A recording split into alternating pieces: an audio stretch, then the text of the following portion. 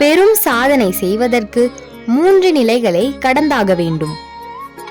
அவை ஏளனம், எதிர்ப்பு, அங்கீகாரம் ஆகியவை.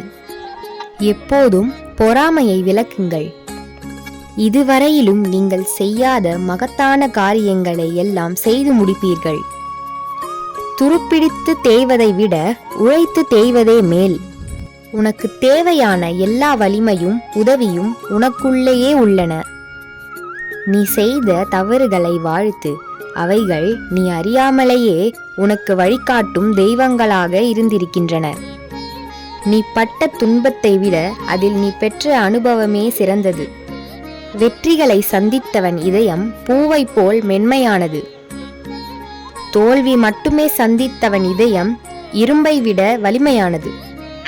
உயிரே போகும் நிலை வந்தாலும் தைரியத்தை விடாதே. நீ சாதிக்க பிறந்தவன். துணிந்து நில், எதையும் வெல். எல்லோரிடமும் அன்பை கொடுத்து ஏமாந்து விடாதே. யாரிடமும் அன்பை பெற்றுக்கொண்டு ஏமாற்றி விடாதே. எந்த குடும்பத்தில் உள்ள பெண்மை கொண்டாடப்படவில்லையோ அந்த வீடும் பாழ், அந்த நாடும் பாழ். உற்சாகமாக இருக்கத் தொடங்குவதுதான் வெற்றிகரமான வாழ்க்கை வாழத் தொடங்குவதற்கான முதல் அறிகுறி. நீ எதை நினைக்கிறாயோ அதுவாக ஆகிறாய்.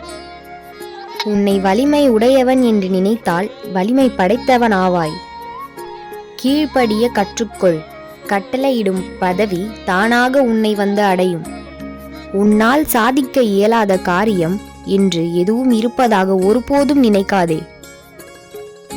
உலகில் உள்ள தீமைகளை பற்றியே நாம் வருந்துகிறோம். ஆனால் நம் உள்ளத்தில் எழும் நச்சு எண்ணங்களை பற்றி சிறிதும் கவலை கொள்வதில்லை. ஆகவே உள்ளத்தை ஒழுங்குபடுத்தினால் இந்த உலகமே ஒழுங்காகிவிடும்.